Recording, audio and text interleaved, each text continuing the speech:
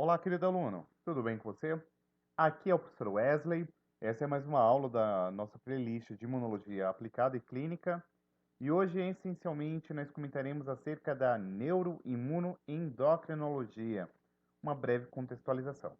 Você deve estar se perguntando, professor, o que de acho seria a neuroimunoendocrinologia? O nome já é um pouquinho sugestivo, né? Envolve aí sistema nervoso, a endocrinologia, ou seja, sistema hormonal, e, por fim, o sistema imune. Então vamos lá.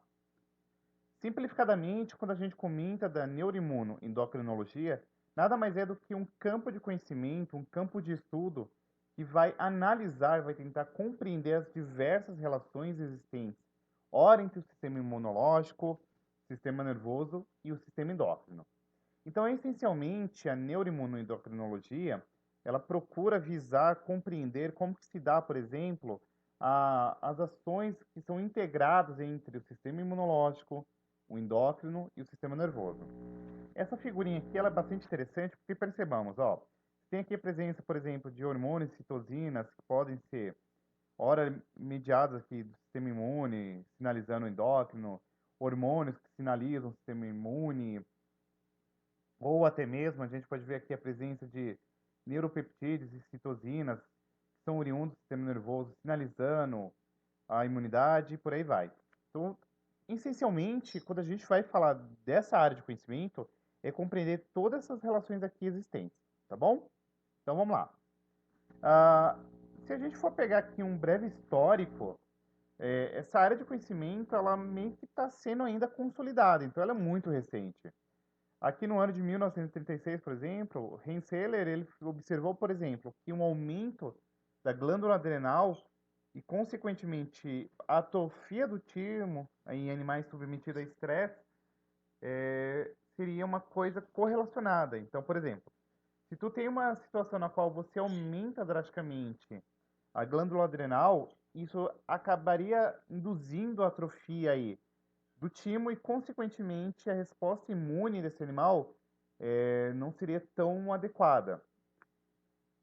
Já que em 1978, por exemplo, observou-se a relação do papel da hipófise, por exemplo, na manutenção do sistema imunológico e, consequentemente, na regulação dessa resposta imune normal.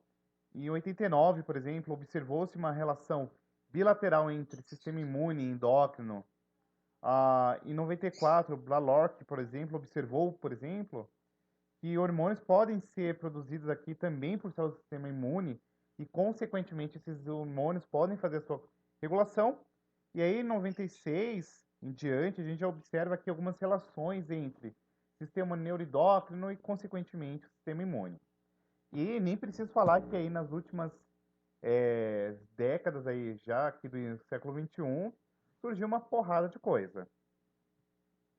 Então percebamos que quando a gente está falando de sistema imunológico, sistema endócrino, sistema nervoso, eles vão estar intimamente ligados, tá?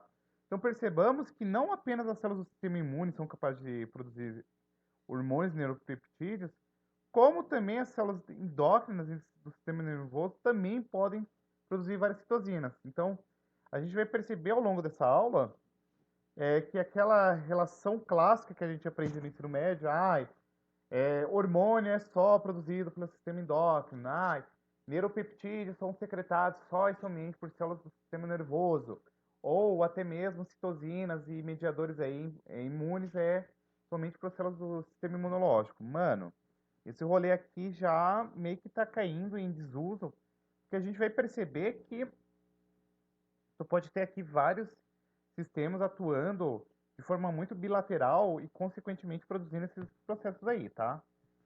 Então, essa figurinha aqui, ela traz bastante uma esquematização de como que se dá essa beleza do processo. Então, dá uma observada agora, como que a gente poderia observar de maneira prática e direcionada como que se dá essa interação entre esses sistemas.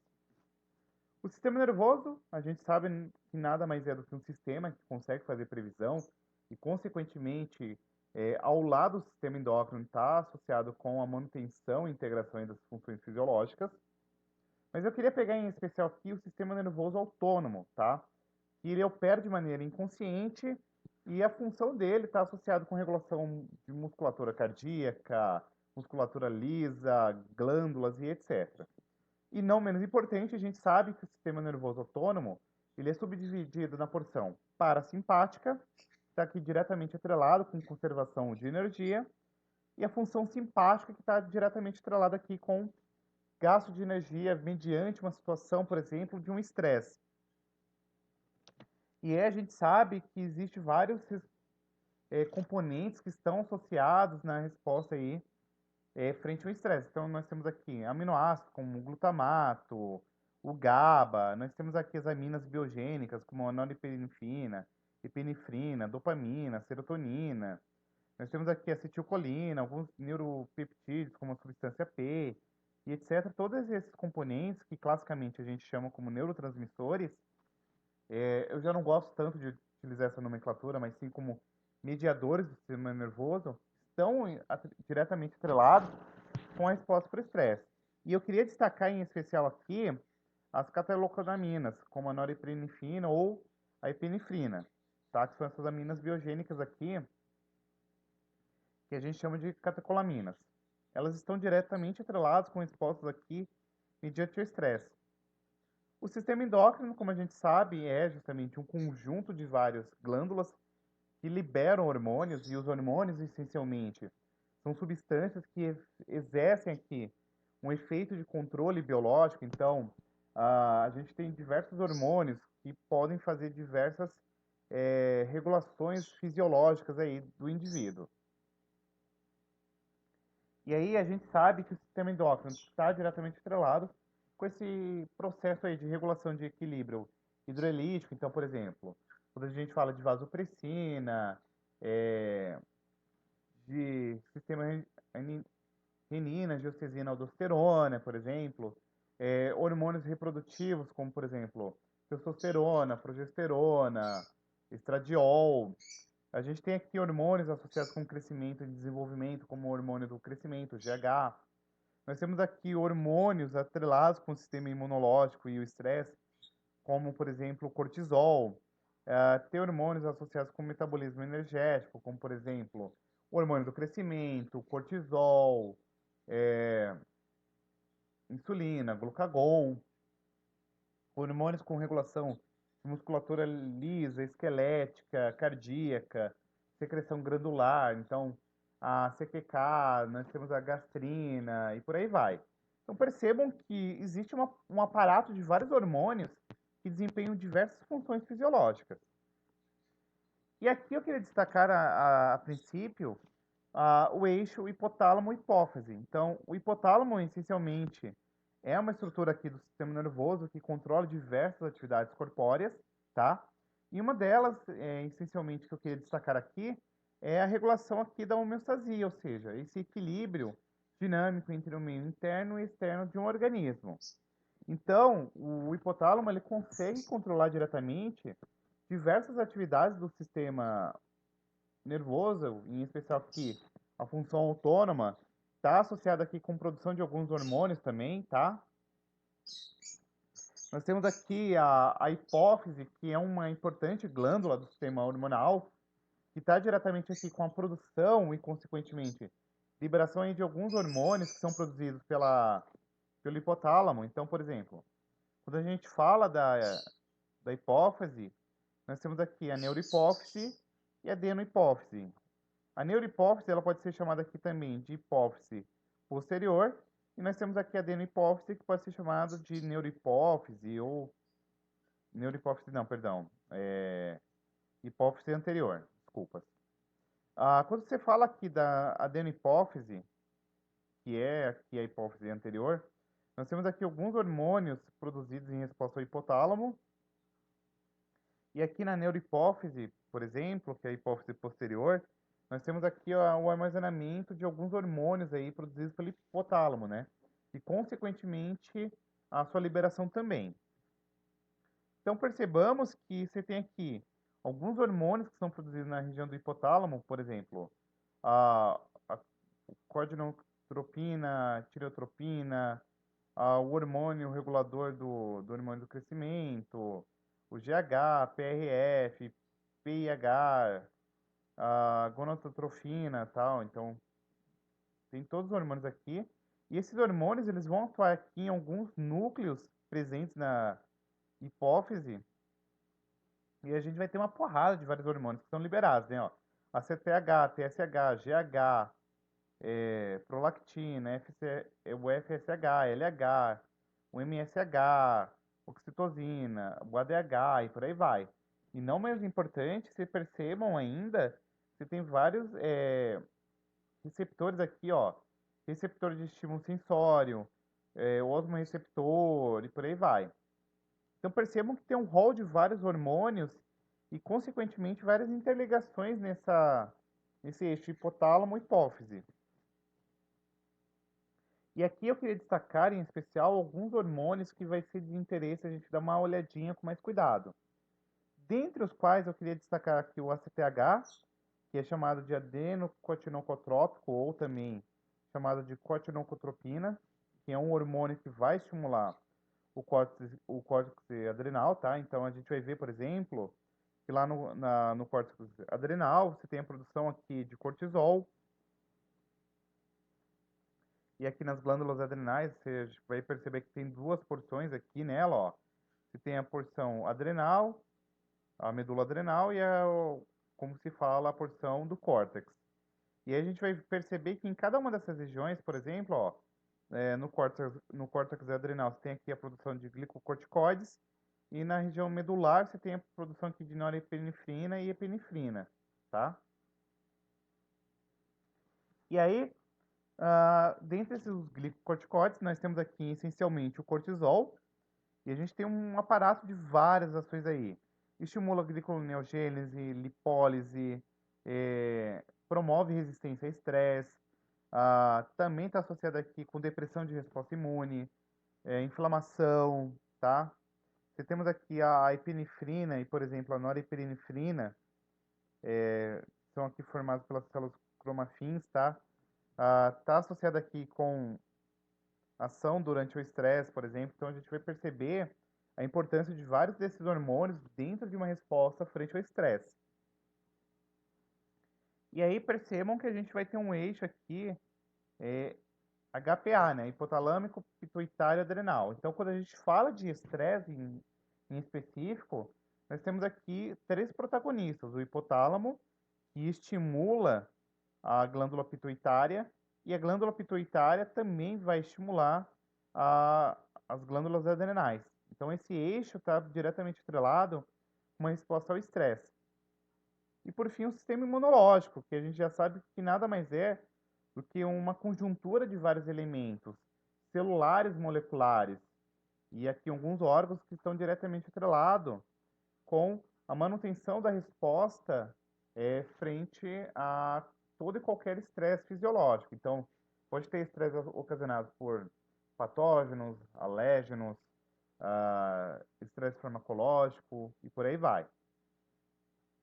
Mas não menos importante, o que eu quero que vocês percebam é que as células do sistema imunológico elas podem estar expressando vários receptores específicos que conseguem responder, ora com neurotransmissores, ora com hormônios aqui, quando a gente está pensando numa resposta mediante um estresse fisiológico, tá? Então, por exemplo, os glicocorticoides, como o cortisol, por exemplo, conseguem estimular receptores aqui em células B e T, por exemplo, neutrófilos, monócitos e até mesmo macrófagos. E aí você pode ter um aparato de várias funções aqui que podem ser reverberadas. Então, você tem inibição de inflamação, inibição de produção de interleucina 12, você tem indução aqui de TH1 e TH2. Então, por exemplo, você estimula o TH1 e o TH2 a produzir citocinas específicas. Você pode ter aqui a corticotropina, por exemplo, atuando em células T, monócitos e até macrófagos, produção que vai desencadear aqui a produção de IL-1 pelos monócitos, tá? Pode também estar atrelado aqui com uma regulação tanto autócrina quanto parácrina de processo inflamatório. As catecolamidas, como por exemplo a noradrenalina, adrenalina, estimulam células B, células T, natural killers, monócitos, macrófagos. E aí você pode ter toda uma série de reverberações, por exemplo. induz, por exemplo, a resposta TH2, pode também estar associado com uma apresentação antigênica, perdão, tá? Mas até esse momento, o que a gente sabe é o seguinte: o sistema nervoso, endócrino e imune estão conectados e acabam influenciando uns aos outros.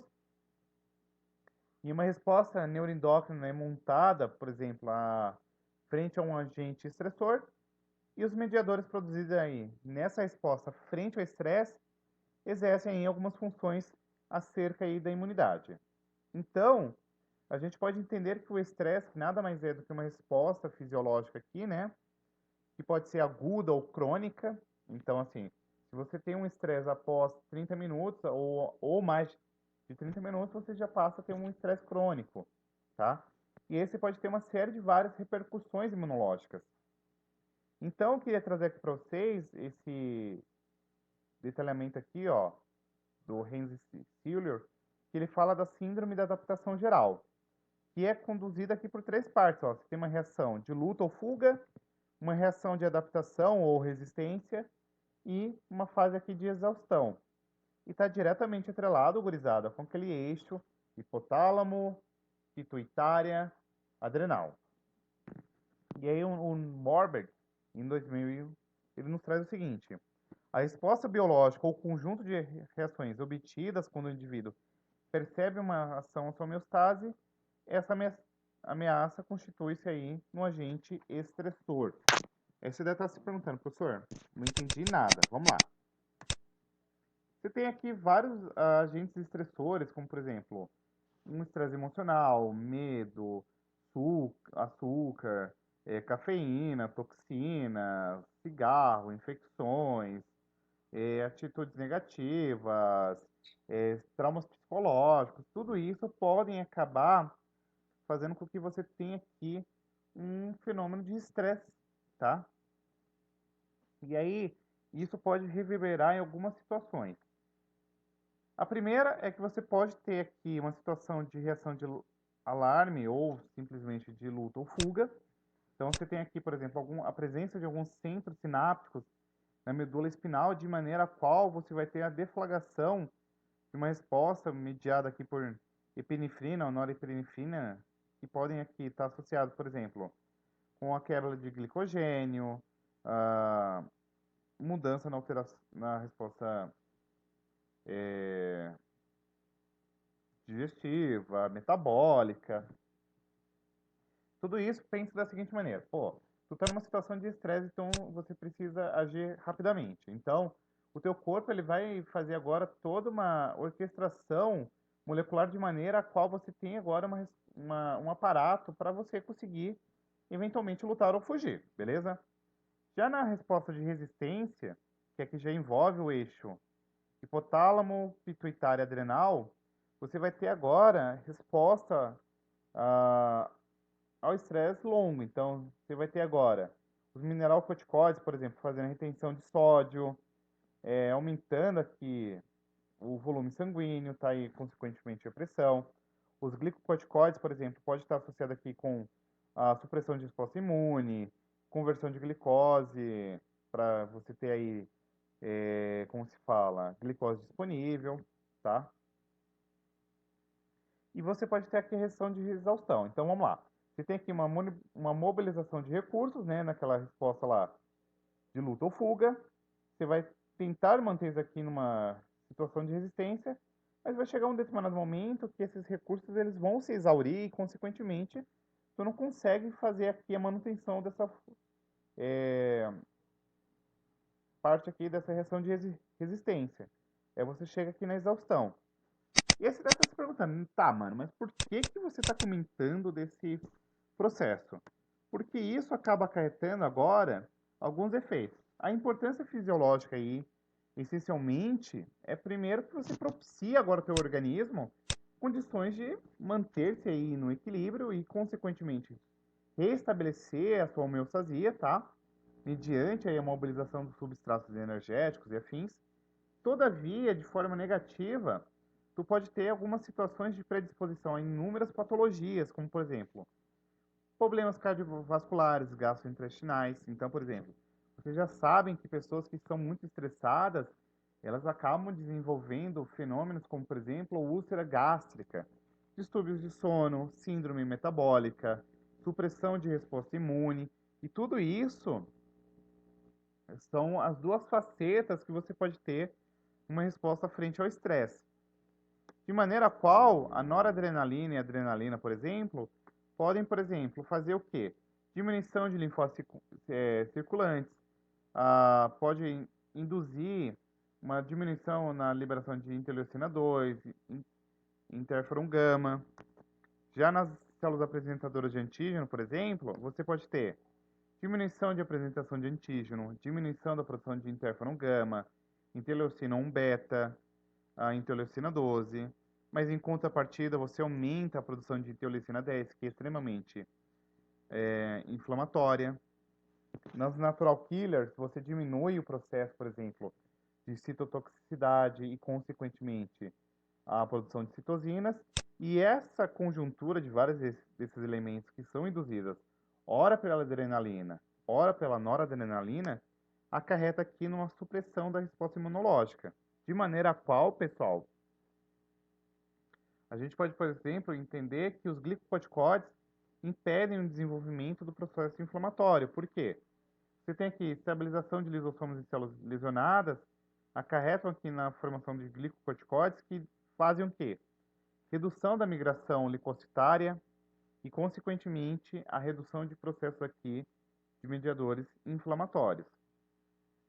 Podem também estar associados aqui com a supressão de maturação, diferenciação e até mesmo proliferação de células imunes. Então, por exemplo, os glicocorticoides podem atuar em diversas células do sistema imunológico, ó.